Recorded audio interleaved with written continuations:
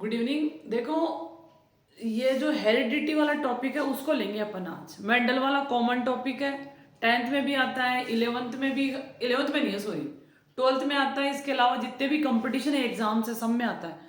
तो अपन आज देखेंगे हेरिडिटी। ठीक है, हेरिडिटी क्या होती है, उसमें किसको इंक्लूड करेंगे, मेंडल्स लॉ क्या है, ये सारा टॉपिक अपन देखेंगे। तो पहला अपना heredity.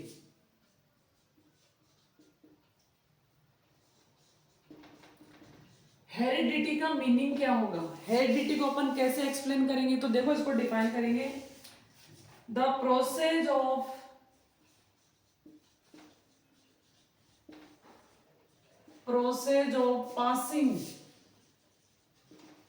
Passing characters, the process of passing characters from one generation to next.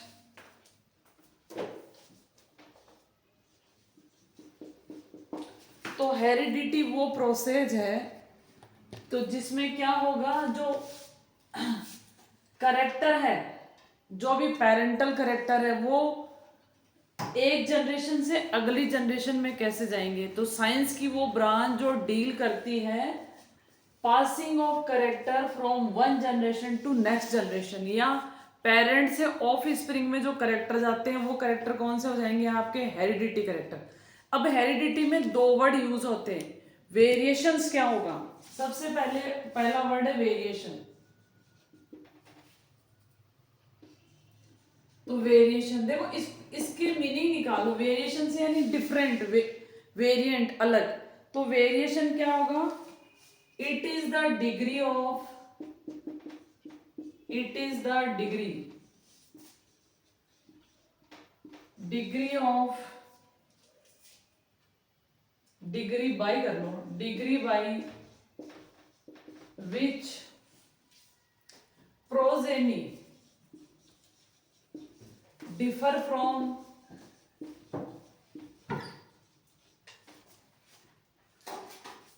their parents। Simple सा मीनिंग ये है कि वेरिएशन एक डिग्री है, एक मेजरमेंट करने का पैटर्न है, तरीका है, जिससे अपन को ये पता चलता है कि जो प्रोजेनी है, उनके जो बच्चे हैं वो अपने पेरेंट्स से किस तरह से डिफरेंट है। और जो वेरिएशन आती है वो किससे आती है, सेक्सुअल रिप्रोडक्शन से।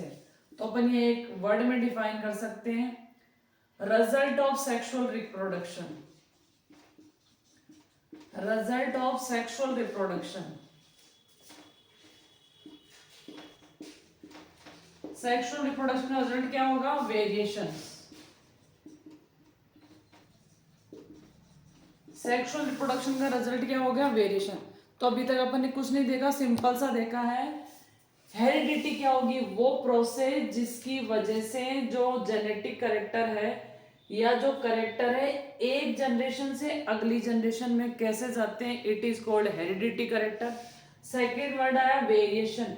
वेरिएशन को अगर डिफाइन करें तो जो आपकी डिग्री है, एक बेस है, एक लेवल है, जिससे ये पता चलता है कि जो प्रोजेनी है वो पेरेंट से कैसे डिफरेंट है, डिफर कैसे है, अलग कैसे है, इट इज कॉल्ड वेरिएशन को एग्जैक्ट डिफाइन किया।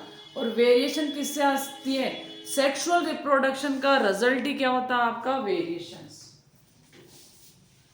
अब देखो, सेक्सुअल रिप्रोडक्शन का रिजल्ट क्या होगा आपका, वेरिएशन। क्यों होगी सेक्सुअल रिप्रोडक्शन से वेरिएशन, क्योंकि जो सेक्सुअल रिप्रोडक्शन होता है उसमें दो गैमेट फ्यूज होते हैं। कौन से गैमेट फ्यूज होंगे, two gametes are fuse during sexual reproduction. इसको समझना आप लोग। देखो, अब ये दो गैमेट है, ये क्या हो गया आपका मेल, और ये क्या हो गई आपकी फीमेल। ये क्या हो गया आपका, ये क्या हो गया मेल गैमेट, ये फीमेल गैमेट। ये फ्यूज होंगे, किस प्रोसेस से होंगे, फर्टिलाइजेशन। किस प्रोसेस से फ्यूज होंगे, फर्टिलाइजेशन। और क्या बन जाएगा, जाइगोट। अब वेरिएशन इसलिए आई क्योंकि जो मेल गैमेट है उसका ओरिजिन अलग है, जो फीमेल गैमेट है उसका ओरिजिन अलग है, इसलिए क्या है आपकी वेरिएशंस। तो जो हेरिडिटी होती है उसमें किसकी स्टडी की जाती है आपकी, या जेनेटिक्स जो होती है उसमें किसकी स्टडी करते हैं, हेरिडिटी और वेरिएशंस की। ठीक है, और वेरिएशन क्यों यूजफुल है, क्योंकि वेरिएशन से क्या होता है आपका इवोल्यूशन। तो variations are useful for evolution. Evolution का मतलब है किस ऑर्गेनिज्म से किसका डेवलपमेंट हुआ है। तो वेरिएशन की वजह से इवोल्यूशन होता है, न्यू स्पीसीज का फॉर्मेशन होता है। अब अपन देखेंगे मेंडलिज्म। तो अपना नेक्स्ट टॉपिक है मेंडल। इसमें से बहुत अच्छे अच्छे से क्वेश्चन बनते हैं। मेंडल क्या है, उसने क्या एक्सपेरिमेंट किए, किस पे किए, क्यों किए, ये सारा इस टॉपिक में देखेंगे। तो जो हेरिडिटी है या जो जेनेटिक्स है उसमें अपन किसको देखते हैं, मेंडल्स लॉ। तो अपन देखेंगे Mendel's law, Mendel's law of inheritance, Mendel's law of inheritance. अब देखो पहले अपन मेंडल के बारे में बेसिक इंफॉर्मेशन देखते। देखो मेंडल क्या था, जो आपका चर्च होता है वहां पे फादर थे। मतलब जैसे अपने मंदिर में प्रेस्ट, मंदिर में जैसे आपके पुजारी होता है, वैसे ही जो मेंडल थे फादर वो क्या थे, चर्च में फादर थे। अब जो चर्च का फादर होता है उसकी ड्यूटी बनती है कि उसके अंडर में जितने भी वर्कर्स है तो उनके जो खाने पीने का अरेंजमेंट है वो कौन करेंगे, फादर। अब अपने एक अलग बात है कि अपने वाले मंदिर के जो पुजारी होते हैं वो दूसरे का मैनेजमेंट तो कम करते हैं और खुद का कंप्लीटली मैनेजमेंट ही करते हैं। इसके अलावा जो चर्च वगैरह होते हैं वहां पे अपनी तरह खाना वाना गिफ्ट नहीं किया जाता, ना दिया जाता। तो अब जो मेंडल है वो क्या थे, चर्च में फादर थे, तो उनकी ड्यूटी थी कि चर्च के अंडर में जितने भी आपके वर्कर्स हैं उनके खाने की व्यवस्था की जाए। इसके अलावा उसके पीछे जो जमीन होती है, अपने भी जमीन होती है मंदिर के पीछे, तो इनका क्या था, इंटरेस्ट था किसमें, साइंटिफिक नेचर का इंटरेस्ट था, या कह सकते हैं इनका साइंस में इंटरेस्ट था। तो इन्होंने क्या किया, उस जो पीछे वाली जमीन थी उसमें इन्होंने अलग अलग टाइप की एग्रीकल्चर की। ठीक है, तो उसमें इन्होंने क्या की, जो पी प्लांट है, जो मटर का प्लांट है, या जो पाइसम सटाइम है, उस पे इन्होंने क्या किया, अपने एक्सपेरिमेंट किए। तो अपन देखते हैं मेंडल कौन थे। मेंडल थे जिनका पूरा नाम है, कई बार हो ही जाता है कंफ्यूजन, ग्रेगर जॉन मेंडल है, जोहन मेंडल, इनका ये पूरा नाम है ग्रेगर जॉन मेंडल। ठीक है, इन्होंने अपने एक्सपेरिमेंट कब किए थे, 1856 से लेके इन्होंने किए थे 1863 तक इन्होंने एक्सपेरिमेंट किए। ठीक है, अब पहला क्वेश्चन, मेंडल ने किस प्लांट पे एक्सपेरिमेंट किए थे, मेंडल एक्सपेरिमेंट किस प्लांट पे किए थे, सिंपल सा सबको पता है, पी प्लांट। अब यहां से क्वेश्चन कैसे घूमता वो देखो, पी इसका दूसरा नाम है गार्डन पी, इसका दूसरा नाम क्या है, पी प्लांट बोल दो या गार्डन पी, क्या बोलेंगे इसको अपन, garden pea, garden pea. Garden pea क्यों लिखा है, क्योंकि एक पी और होता है, और एक पी और होता है जिसको बोलते हैं स्वीट पी, एक पी और होता है जिसको बोलते हैं अपन स्वीट पी। तो वो ऑप्शन में देगा कि मेंडल ने किस पे एक्सपेरिमेंट किए, गार्डन पी पे या स्वीट पी पे या और भी पी दे देगा वो। ठीक है, अब इसी हिसाब से ध्यान रखना। अब इसका बॉटनिकल नेम भी दे सकता है, जैसे ऑप्शन बनता है आपका कि Mendel experiment on following plant. ठीक है, इसके अलावा इसका बॉटनिकल नाम क्या है वो भी ध्यान रख लो आप, पाइसम सटाइवम, पाइसम सटाइवम। इस स्पेलिंग को एग्जैक्ट लिखना होता है, इसमें कंफ्यूजन नहीं करना होता, ना अपने हिसाब से करेक्शन करना। तो मेंडल ने किस प्लांट पे एक्सपेरिमेंट किया, पहला क्वेश्चन पी प्लांट पे, ठीक है बिल्कुल राइट है, गार्डन पी पे या पाइसम सटाइम पे, तीन ऑप्शन ठीक है, तीनों ही ऑप्शन ठीक है। तो इसमें क्या आएगा, ऑल ऑफ दीज। तो मेंडल ने किस प्लांट पे एक्सपेरिमेंट किए, पी प्लांट बोल दो, गार्डन पी बोल दो, पाइसम सटाइम। अगर ये वाला ऑप्शन आ गया तो ये नहीं होगा आपका, स्वीट भी अलग होता है आपका। ठीक है, इसका बॉटनिकल नेम होता है लेथाइरस ओडोटेरस। तो अपन ने बात की कि मेंडल ने किस पे एक्सपेरिमेंट किए, कैसे किए, वो अपन अब डिटेल से देखें। अब देखो मेंडल ने क्या किए, 7 करेक्टर्स लिए। पी प्लांट में कितने करेक्टर लिए, 7। और कितने इयर्स तक एक्सपेरिमेंट किया, 7 इयर्स तक। 7 ही करेक्टर लिए और 7 ईयर तक ही इन्होंने क्या किया, आपका एक्सपेरिमेंट किया। ठीक है, इसने 7 कंट्रास्टिंग करेक्टर लिए थे। अब वो ऑब्जेक्टिव बना के दे सकता है कि इनमें से 7 कंट्रास्टिंग करेक्टर कौन से थे और कौन से नहीं है। तो इसको देखो आप लोग,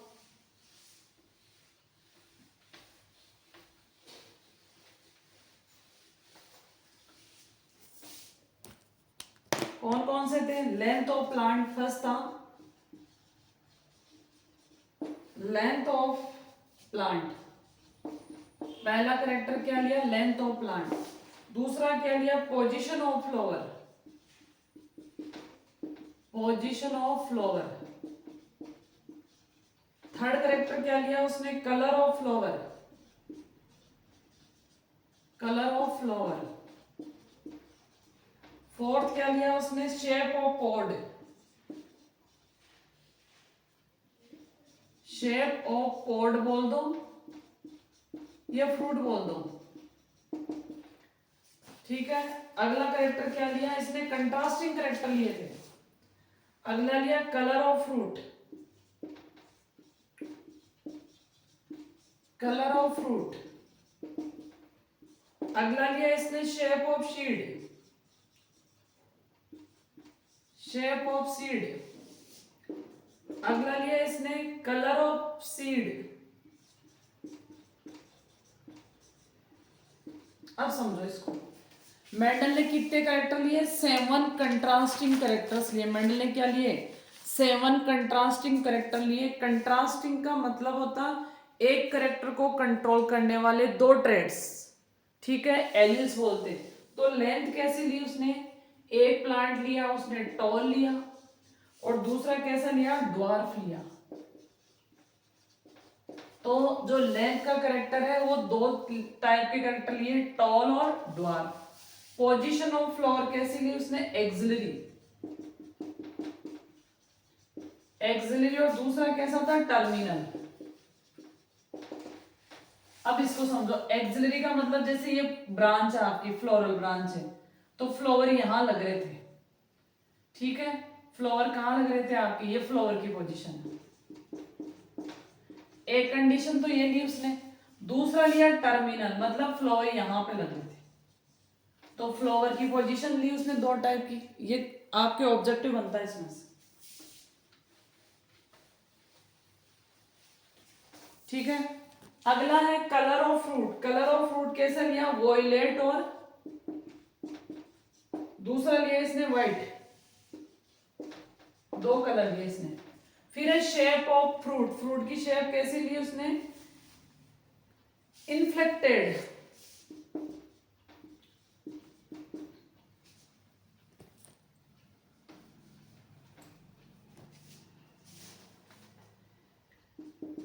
इन्फ्लेटेड।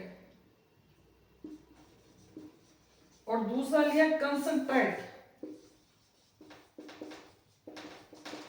ये क्या लिया इसने, पॉड या जो फ्रूट है उसका क्या लिया, आपका शेप कैसा होता है। इन्फ्लेटेड का मतलब होता है बिल्कुल फ्लैट होगी, और वो कैसे होगी, थोड़ी सी ऐसे मुड़ी मुड़ी सी होगी आपकी। फ्रूट का कलर कैसे लिया उसने, ग्रीन और येलो। फ्रूट का कलर कैसे लिया, ग्रीन लिया, और दूसरा कैसा लिया आपका, येलो। इसके अलावा शेप ऑफ सीड कैसे लिया, राउंड और व्रिंकल्ड।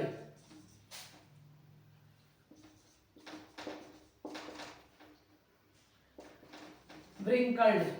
कलर ऑफ शीड कैसे लिया, येलो एंड ग्रीन। अब देखो, अब इसको समझने वाली चीजें हैं। सबसे पहले लिया उसने कितने करेक्टर लिए मेंडल ने, पी प्लांट में 7 करेक्टर लिए। कितने इयर्स तक एक्सपेरिमेंट किया आपका, 7 इयर्स तक किया। अब देखो मैंने 2 चीजें ली है यहाँ पे, मैंने हमें 2 करेक्टर लिए, लेंथ ऑफ प्लांट की, टॉल और dwarf. Position of flower, axillary और टर्मिनल। कलर ऑफ फ्लावर कैसा, वॉयलेट और white. Shape of fruit, pod बोल दो फ्रूट, इन्फ्लेटेड और concentrate. Colour of fruit green और yellow, shape of seed round और wrinkled, colour of seed yellow और green. अब जो ये वाले करेक्टर, ये सारे करेक्टर कैसे हैं? डोमिनेंट करेक्टर है। सारे करेक्टर कैसे हैं? डोमिनेंट। डोमिनेंट का मतलब होता है वो करेक्टर जो F1 जनरेशन में अपने आप को एक्सप्रेस करते हैं, और डोमिनेंट करेक्टर की प्रेजेंस में जो रेसेसिव करेक्टर होता है वो एक्सप्रेस नहीं होता। तो ये सारे कैसे हैं? डोमिनेंट करेक्टर हैं, और ये सारे कैसे हैं? आपके रेसेसिव करेक्टर्स हैं। इसीलिए अपन इनको पहले लिखते हैं और इनको बाद में लिखते हैं, ध्यान रखना। तो मेंडल ने 7 करेक्टर लिए थे, ठीक है। एक एक करेक्टर के दो दो कंपोनेंट लिए थे, जैसे टॉल ले लिया, ड्वार्फ, एक्सिलरी, टर्मिनल, ये मैंने आपको बता दिया। अब यहाँ से ऑब्जेक्टिव बन सकता है। तो ये सारे डोमिनेंट करेक्टर है, ये सारे रेसेसिव करेक्टर। अब क्वेश्चन बनता है मेंडल ने पी प्लांट को क्यों सिलेक्ट किया? बहुत सारे प्लांट थे दुनिया में, कमी है क्या प्लांटों की? बरगद का प्लांट भी तो सिलेक्ट कर सकता था।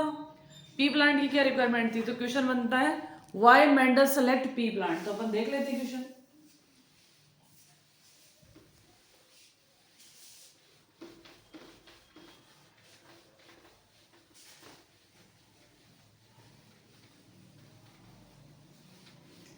तो देखो क्वेश्चन बनाते हैं अपन। Why Mendel select pea plant. अब पी के मैंने आपको 3-4 नाम बता दिए। पी क्या हो गया? स्वीट पी नहीं बोलेंगे इसको, क्या हो गया आपका? P plant.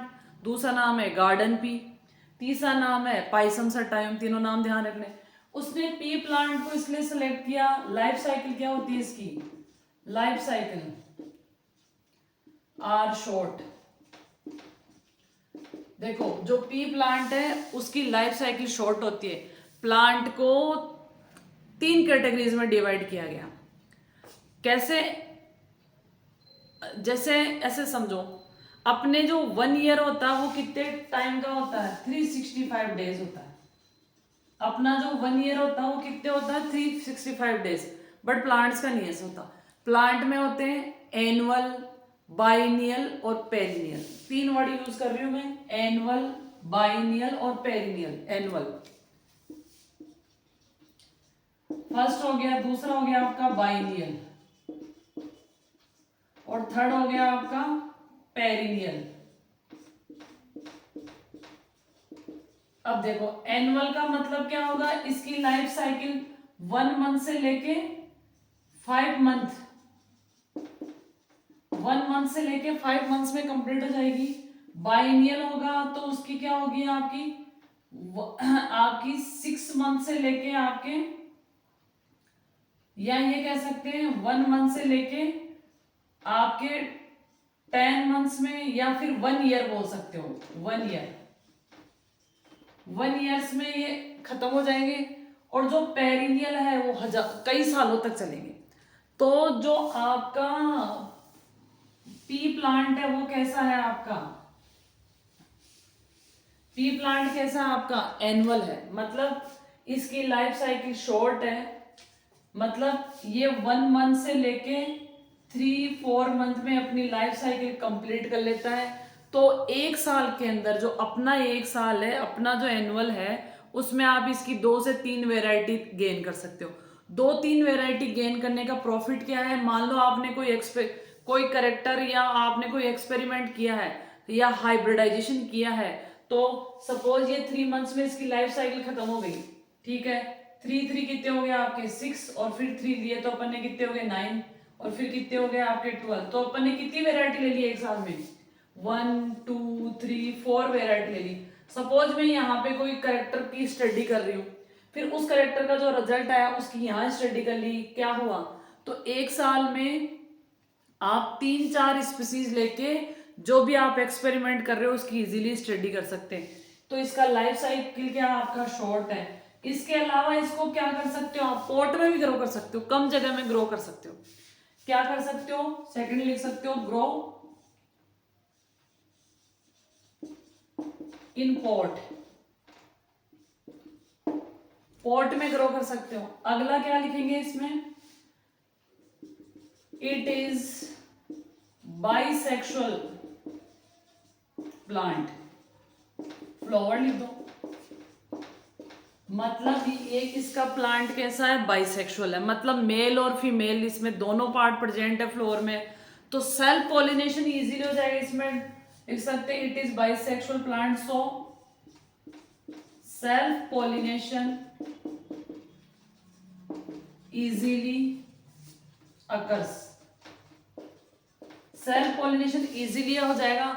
अगर आप क्रॉस पॉलिनेशन करवाना चाहते हो, इसमें क्रॉस पॉलिनेशन करवाना चाहते हो, तो जैसे ये आपका फीमेल वाला पार्ट हो गया, मैं डायग्राम बना के बता देती हूँ आपको। ये फीमेल वाला पार्ट हो गया, ठीक है, और ये आपके एंथर वाला पार्ट हो गया। अगर आप क्रॉस पॉलिनेशन करवाना चाहते हो तो मैच्योर होने से पहले इसको यहाँ से कट कर दो। इस प्रोसेस को बोलते हैं इमस्कुलेशन। मैं लिखवा दूंगी, इस प्रोसेस को बोलेंगे इमस्कुलेशन, या फिर क्या कर सकते हो आप इसके ऊपर बैग पहना दो, उसको बोलेंगे बैगिंग। जैसे ये आपके एंथर, इसके ऊपर बैग पहना दिया तो पोलन ग्रेन्स स्टिग्मा पे नहीं गिरेंगे, तो सेल्फ पॉलिनेशन नहीं होगा। तो बाइसेक्सुअल फ्लावर है तो सेल्फ पॉलिनेशन इजीली हो जाता है, और आप क्रॉस पॉलिनेशन अपने अकॉर्डिंग करवा सकते हो, ठीक है। क्रॉस पॉलिनेशन आप अपने अकॉर्डिंग करवा सकते हो। तो मान लो इसको अपन ने यहाँ से इमस्कुलेट कर दिया, यहाँ से हटा दिया, अब अपने डिजायर्ड पोलन ग्रेन्स इस पे डाल दो अपने एक्सपेरिमेंट के लिए, इसलिए भी इजी है। इसके अलावा इसका फ्लावर होता है, उसका साइज बड़ा होता है, ठीक है। सबसे इंपॉर्टेंट चीज है, मेंडल ने एक बार में एक ही करेक्टर को लेके एक्सपेरिमेंट किया था। उसने जैसे सपोज लेंथ की स्टडी कर रहा, तो वो लेंथ की स्टडी कर रहा था, ऐसे नहीं उसने लेंथ भी ले ली, उसके बाद में इसके अलावा उसने शेप भी ले ली, इसके अलावा उसने कलर भी ले लिया। तो मेंडल ने एक टाइम में एक ही करेक्टर को लेके एक्सपेरिमेंट किया था, इसलिए भी क्या हुआ, उसने मेंडल ने पी प्लांट को सिलेक्ट। और सबसे इंपॉर्टेंट चीज है, मेंडल लकी था। मेंडल इसलिए लकी था क्योंकि मेंडल ने पी प्लांट को सिलेक्ट किया, ठीक है। तो इसलिए मेंडल ने पी प्लांट को सिलेक्ट किया था। अच्छा सा क्वेश्चन बन रहा है आपका। अगला क्वेश्चन है कि मेंडल ने पी प्लांट को सिलेक्ट किया, फिर अगला है कि मेंडल अपने एक्सपेरिमेंट में क्यों सक्सेस रहा। अगला आपका क्वेश्चन बन रहा है, why Mendel successful in his experiment. Mendel अपने एक्सपेरिमेंट में इसलिए सक्सेसफुल रहा, एक तो वो लकी था, ठीक है। इसके अलावा उसने एक टाइम में एक ही कैरेक्टर को लेके क्रॉस करवाया। इसके अलावा मेंडल ने क्या किया, जितने भी उसके डेटा जो भी आए, उसके डेटा सपोज उसने कोई भी एक्सपेरिमेंट किया तो वो सारे डेटा उसने रिटर्न में रखे। तो मेंडल अपने एक्सपेरिमेंट में इसलिए सक्सेसफुल रहा क्योंकि मेंडल ने एक टाइम में एक ही कैरेक्टर को लेके एक्सपेरिमेंट करा। इसके अलावा आप ये भी लिख सकते हो, उसने पी प्लांट को सिलेक्ट किया, ठीक है। इसके अलावा जितने भी डेटा आए उसने रिटर्न में रखा, ठीक है। और इसके अलावा वो लकी था कि वो अपने एक्सपेरिमेंट में सक्सेसफुल हो। अब सबसे बैड लक देखो मेंडल का। मेंडल ने एक्सपेरिमेंट, इतने सारे एक्सपेरिमेंट किए इनहेरिटेंस से रिलेटेड, जेनेटिक्स का उसको फादर बोलते हैं। तो फादर ऑफ जेनेटिक्स कौन है, ग्रेगर जॉन मेंडल। अपन आज भी मानते हैं कि मानते क्या, एक्चुअल कंडीशन है ये, एक्चुअल डेटा है ये, कि जो जेनेटिक्स का फादर है वो कौन है, ग्रेगर जॉन मेंडल है। उसका बैड लक था कि उसकी डेथ हो गई, मेंडल की डेथ हो गई। उसके 33 से लेके, कई बार डेटा 33 आता है, कई बार 34 ईयर्स, उसकी डेथ हो गई। उसने जेनेटिक्स में इतने सारे एक्सपेरिमेंट किए जो आज भी आपके फॉलो होते क्या एक्चुअल वही थे, फिर भी उसकी डेथ होने के 33 से लेके 34 ईयर्स के बाद दुनिया को पता चला कि मेंडल ने ये एक्सपेरिमेंट किए थे, इसलिए उसको फादर ऑफ जेनेटिक्स कहा जाता है। उसने वो एक्सपेरिमेंट 33 ईयर्स पहले ही कर दिए थे। अब 3 अलग अलग कंट्री के 3 अलग अलग साइंटिस्ट थे, कार्ल कोरेंस, वॉन शेरमार्क और जेम्स वॉटसन, ऐसा कुछ नाम था, अभी बता दूंगी मैं। एक तीसरे वाले का नाम याद नहीं आ रहा मुझे। कार्ल कोरेंस, हुगो डी विरीज और शेनवान, अभी लिखाएंगे को। कार्ल कोरेंस, हुगो डी विरीज और शेनवान, ये 3 साइंटिस्ट अलग अलग कंट्री पे अलग अलग एक्सपेरिमेंट कर रहे थे। ये उन्हीं रिजल्ट पे पहुंचे जो 34 ईयर्स पहले मेंडल पहुंच चुका था। तो ये सबसे बड़ा बैड लगता मेंडल का। अब एक अच्छा सा क्वेश्चन बनता है कि अगर मेंडल ने एक्सपेरिमेंट कर दिए थे और उसके जो एक्सपेरिमेंट थे, जो साइंटिफिक नेचर की जो जो आपकी न्यूज़पेपर होता उसमें भी पब्लिश होते थे, फिर भी लोगों का ध्यान क्यों नहीं गया। उस बुक का नाम भी होगा, देखो मैं बता देती हूँ, उस बुक का नाम भी दे रखा है, ब्रून सोसाइटी थी, ये है natural history society of Brunn, इस नाम से उसके एक्सपेरिमेंट पब्लिश होते। Natural history society of Brunn, annual जो आपकी वो बुक निकलती थी उसमें एक्सपेरिमेंट प्रूफ होते, सॉरी पब्लिश होते थे। क्या नाम था? Natural history society of Brunn. Annual जो मैगजीन होती है उसमें पब्लिश होते थे। फिर भी लोगों का ध्यान नहीं गया। गलत है ना ये? इसके पीछे रीजन ये था, उस टाइम जो इवोल्यूशन का साइंटिस्ट है चार्ल्स डार्विन, जिसने नेचुरल सिलेक्शन थ्योरी दी थी, तो उस टाइम सब उसने क्या कहा कि ह्यूमन बींग्स का डेवलपमेंट किससे होता है? एप्स से हुआ। एप्स का मतलब मंकी, गोरिल्ला, चिंपैंजी, गिम्बन, इनसे हुआ। ठीक है, तो सारे साइंटिस्ट उस जो उसने एक व्यू दिया, उसने एक्सपेरिमेंटली प्रूफ किया, उसकी तरफ सारा ध्यान था साइंटिस्ट का कि ह्यूमन बींग्स का डेवलपमेंट किससे हुआ? Apps, monkey, gorilla, Gibbon, chimpanzee, कह सकते हैं बंदरों से हुआ।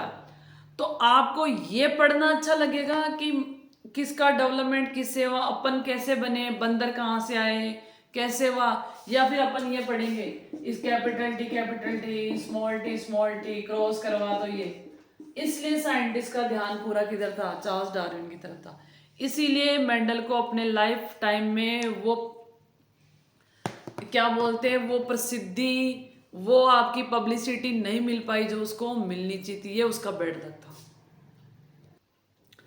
अब देखो, जो 3 साइंटिस्ट थे जिन्होंने अलग अलग कंट्री में रहते हुए मेंडल की डिस्कवरी, मेंडल के लॉ को डिस्कवर किया था, उनके नाम देख लो क्योंकि क्वेश्चन आता है।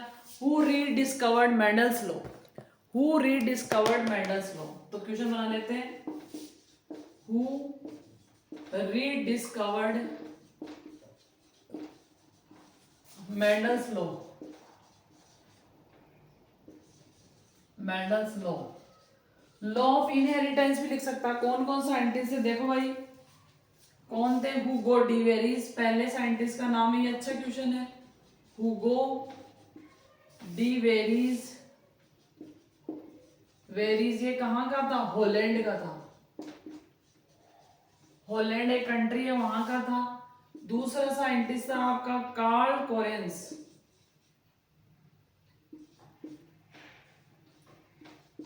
कार्ल कोरेंस, और ये था आपका जर्मन का।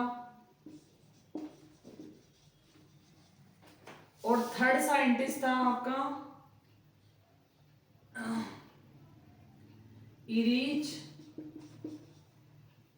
वॉन शेनमार्क। टी साइलेंट रहता है इसमें। और ये कहाँ का था आपका? ऑस्ट्रेलिया का था। अब देखो यहां से ये क्वेश्चन पूछा जाता है, कई बार पूछा जाता है, कई बार का ये तो एक पॉपुलर क्वेश्चन है। तो कौन से 2 साइंटिस्ट है जिन्होंने मेंडल्स लॉ को रीडिस्कवर्ड किया था? ठीक है, Hugo de Vries, Carl Correns, Erich von Tschermak. D silent रहेगा। अब ये हॉलैंड का था, ये जर्मन का था, ये ऑस्ट्रिया। मेंडल कहाँ का था? मेंडल ऑस्ट्रिया का था। ऑस्ट्रेलिया ना के कहाँ का था? ऑस्ट्रिया। ऑस्ट्रिया एक जगह है, वहां का था मेंडल। ठीक है, ब्रून सोसाइटी में उसके जो एनुअल थे वो पब्लिश होते थे। अब देखो यहाँ पे छोटे छोटे टर्म आएंगे जो आपको ध्यान होना बहुत जरूरी है। अगर ये टर्मिनोलॉजी आपको आती है तो आपके लिए जेनेटिक्स बहुत ईजी है। ये टर्म्स कौन कौन से हैं वो मैं आपको एक्सप्लेन कर देती हूँ।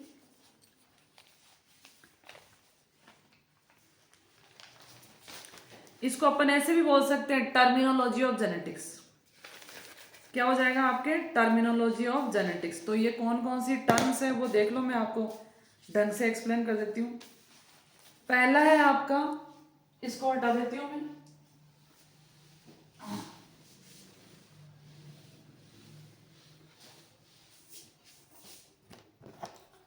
पहला टर्म है पेरेंट्स। अपन जैसे हाइब्रिडाइजेशन एक्सपेरिमेंट पढ़ेंगे तो पी लिखेंगे, पी का मतलब हो गया पेरेंट्स। अगर ये टर्मिनोलॉजी आपको याद है तो genetics is very simple. Second है अल्फाबेट्स।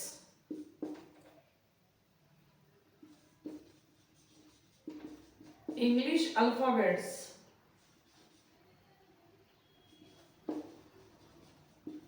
मतलब जैसे अपन लिखेंगे कैपिटल टी आर लिख दो, स्मॉल टी, तो ये अल्फाबेट्स। ठीक है, ये सिंपल है। थर्ड वर्ड आता फैक्टर्स।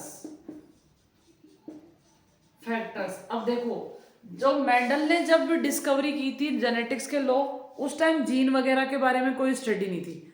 तो जीन पर जो जीन है प्रेजेंट में, वो क्या है, जीन है। मेंडल के टाइम उनको क्या बोलते थे, फैक्टर्स। तो जो प्रेजेंट में जीन है उसको क्या बोलते थे, मेंडल क्या बोलता, फैक्टर्स। उसको नहीं पता था जीन क्या है, ऐसी कोई डिस्कवरी भी नहीं थी। तो मेंडल के जो फैक्टर्स है वो प्रेजेंट में क्या है, जीन। अब अपन जीन को डिफाइन करें, सेगमेंट ऑफ डीएनए। जीन क्या है, सेगमेंट ऑफ डीएनए। तो ये आपको पता होना चाहिए। अगला वर्ड है आपके होमोजाइगस। अगला वर्ड क्या है आपका, होमोजाइगस। होमोजाइगस, होमोजाइगस का मतलब क्या है, when both factors, फैक्टर्स का मतलब जीन, when both फैक्टर बोल दो या gene of a character, of a characters are identical, are identical. ठीक है, मतलब होमोजाइगस का मतलब क्या होगा, किसी करेक्टर को कंट्रोल करने वाले दोनों फैक्टर। जैसे इसके एग्जांपल से अच्छे समझ में आएगा, जैसे कैपिटल टी, कैपिटल टी, ये क्या होगा आपका होमोजाइगस। स्मॉल टी मतलब एक करेक्टर को कंट्रोल करने वाले जो डिफरेंट दो फैक्टर है, इनको आपस में क्या बोलते हैं, एलिल्स बोलते हैं। तो होमोजाइगस कंडीशन में क्या होंगे, जो दोनों एलिल्स होंगे वो सेम होंगे। अब हेट्रोजाइगस देख लो, heterozygous when both factors of control a character are different, ऐसे सिंपल में ले सकते हो आप। when both factors of a character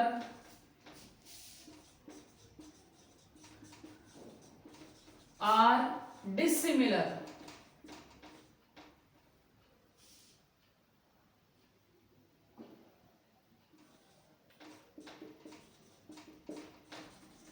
अब समझो इसको अच्छे से। देखो, अगर दोनों करेक्टर डिफरेंट हो, जैसे example capital T small T, capital R small Y, या और कोई, तो देखो मैंने क्या क्या कहा, ये terminology of genetics, terminology of genetics. Genetics में जो एबीसीडी काम आती है वो है, ये समझ लो आप। तो पेरेंट्स को अपन पी से रिप्रेजेंट करेंगे, जो सिंबल्स होंगे जैसे ये अल्फाबेट्स होंगे। फैक्टर क्या है, मेंडल के टाइम जीन की डिस्कवरी तो हुई नहीं थी, तो उसने क्या कहा था, फैक्टर कहा था। प्रेजेंट में वो क्या आपके जीन है। जीन क्या है, सेगमेंट ऑफ डीएनए। एक वर्ड में डिफाइन करो तो जीन क्या है, सेगमेंट ऑफ डीएनए। ठीक है, होमोजाइगस का मतलब क्या है, जैसे ये दो करेक्टर है, ठीक है, वेन बोथ फैक्टर्स या करेक्टर्स आर आइडेंटिकल, सेम कर लो आप, यहाँ ज्यादा अच्छा रहेगा, सेम। अगर दोनों सेम हो, जैसे कैपिटल टी स्मॉल टी, तो वो होमोजाइगस कंडीशन हो जाएगी। और अगर दोनों डिसिमिलर हो, कैपिटल टी स्मॉल टी, मैंने एग्जांपल लिख दिए, तो ये क्या हो जाएगी आपकी हेट्रोजाइगस कंडीशन। और ये जो कैपिटल टी स्मॉल टी, ये आपस में क्या है, एलिल्स है, एलिल्स है ये आपस में। ठीक है, ये वर्ड यूज है। अगला टर्म देखते हैं अपन क्या आएगा, फिनोटाइप। अगला टर्म क्या आएगा आपका, फिनोटाइप। फिनोटाइप क्या होगा, जीनोटाइप क्या होगा, phenotype morphological, morphological expression, morphological expression. Morphology का मतलब क्या होता है, जैसे ये प्लांट है, ये बाहर से कैसा दिख रहा है, तो मॉर्फोलॉजिकली जो एक्सप्रेशन होता है, जैसे समझो, इसको ऐसे समझो आप, जैसे मेरे पास ये मार्कर है, कैसा दिख रहा है बाहर से, ऊपर से ब्लैक है, नीचे से व्हाइट है, तो ये इसका मॉर्फोलॉजिकल कैरेक्टर हो गया। और एनाटॉमिकल क्या होगा आपका, ये किससे मेड है, जैसे ये प्लास्टिक है, जो भी आपकी कोई सा टाइप होगा प्लास्टिक है, बेकेलाइट जो भी है, ठीक है। तो फिनोटाइप का मतलब होता है मॉर्फोलॉजिकल एक्सप्रेशन, कोई बाहर से कैसा दिख रहा है, वो हो जाएगा आपका फिनोटाइप। अगला हो जाएगा आपका जीनोटाइप। अगला क्या हो जाएगा आपका जीनोटाइप, जीनी एक्सप्रेशन। जीनी एक्सप्रेशन मतलब जीन्स कैसे हैं, उसकी इंटरनल स्ट्रक्चर कैसी है, वो क्या हो जाएगा आपका जीनोटाइप। अगला आता है डोमिनेंट करेक्टर। अगला क्या आ जाएगा आपका डोमिनेंट करेक्टर।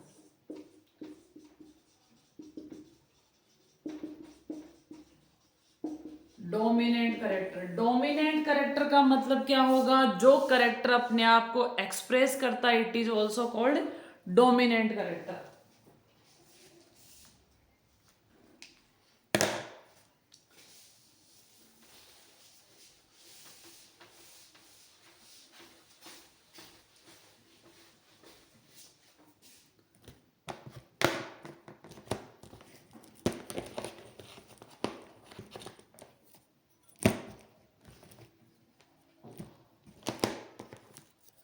अब इसको डिफाइन कर देते हैं डोमिनेंट कैरेक्टर को। ए डोमिनेंट कैरेक्टर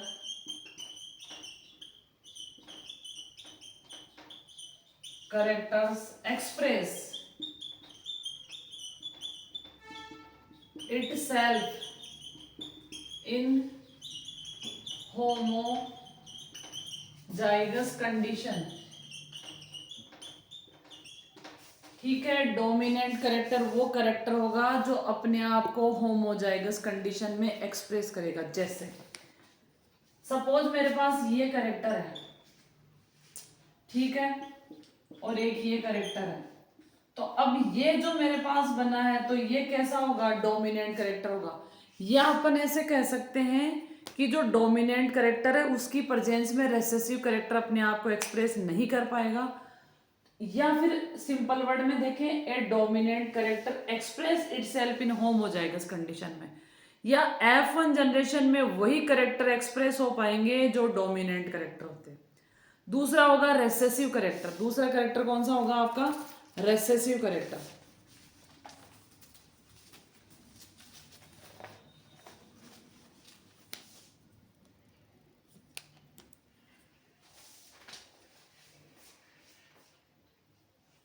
यहां पे होमोजाइगस और कर लो हेट्रोजाइगस।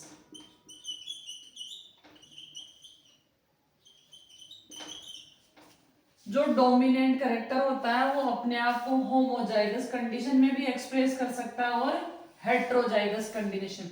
होमोजाइगस का मतलब दोनों सेम होंगे, हेट्रो का मतलब दोनों डिफरेंट होंगे।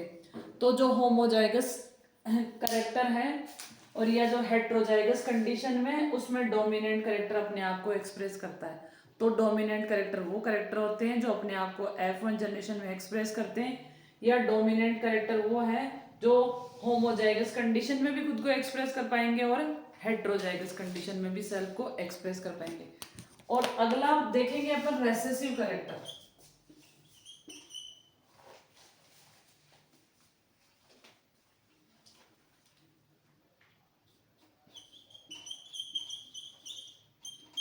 Recessive character it express itself in homozygous condition only।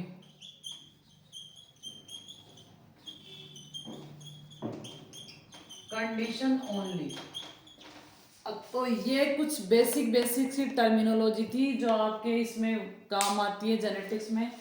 तो फिनोटाइप का मतलब होता है कोई बाहर से कैसा दिख रहा है, मोर्फोलॉजिकली एक्सप्रेशन सॉरी। जीनोटाइप में क्या होगा, जीनी एक्सप्रेशन होगा। डोमिनेंट करेक्टर अपने आप को होमोजाइगस और हेट्रोजाइगस दोनों कंडीशन में एक्सप्रेस करता है, जबकि रेसेसिव करेक्टर क्या होगा, सिर्फ होमोजाइगस कंडीशन में ही अपने आप को एक्सप्रेस करेगा। जीन की डेफिनेशन मैंने बता ही दिया आपको। एक वर्ड आता है एलिस। एक करेक्टर को कंट्रोल करने वाले दो अपोजिट जीन, जिनको क्या बोलेंगे अपन, एलील्स। तो ये कुछ बेसिक सी टर्मिनोलॉजी थी जो मेंडल्स के लॉ से रिलेटेड थी या जेनेटिक्स से रिलेटेड थी। अब मेंडल ने 3 लॉ दिए थे, law of dominance, law of segregation और तीसरा था लॉ ऑफ इंडिपेंडेंट असॉर्टमेंट। पहला कौन सा था, लॉ ऑफ डोमिनेंस, दूसरा था लॉ ऑफ सेग्रीगेशन और तीसरा था इंडिपेंडेंट असॉर्टमेंट। तो सबसे पहले देखेंगे अपन लॉ ऑफ डोमिनेंस। अब बच्चे दिक्कत क्या करते हैं, law of dominance,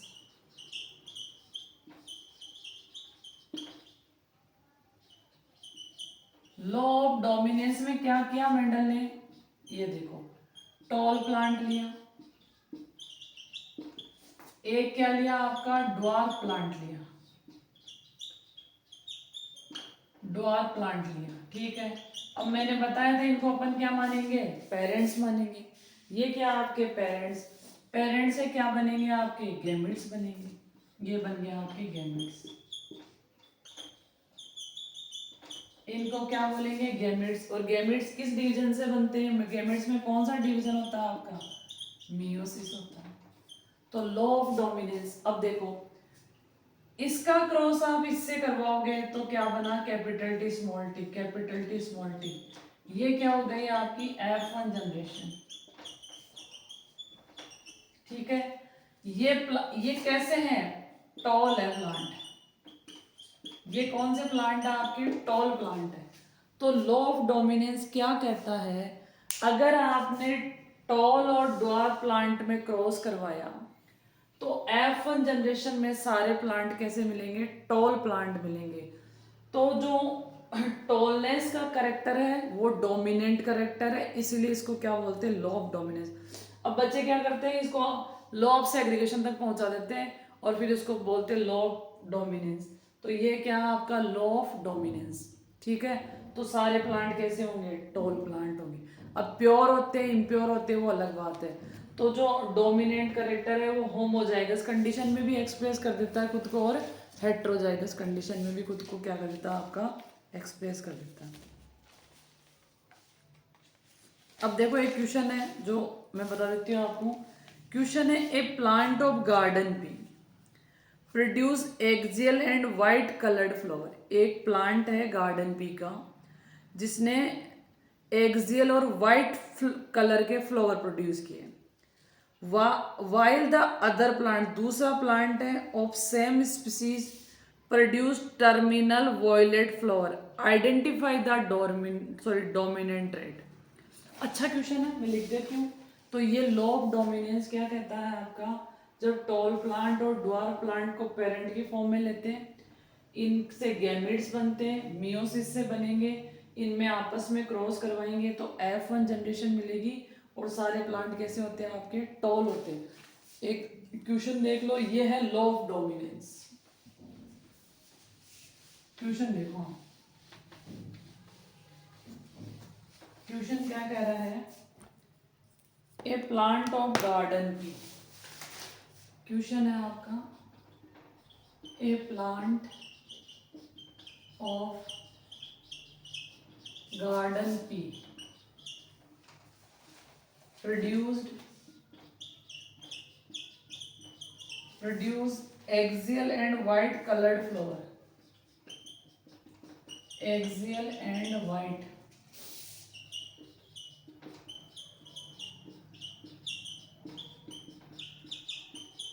color flower. Other plant of the same species, other plant of same species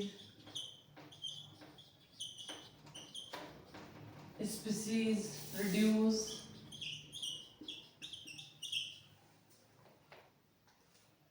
terminal terminal violet flower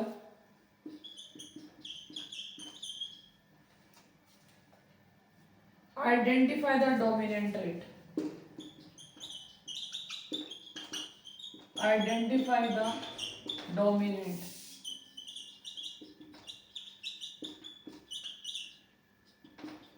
आपको क्या आइडेंटिफाई करना है, डोमिनेंट ट्रेड को आइडेंटिफाई करना।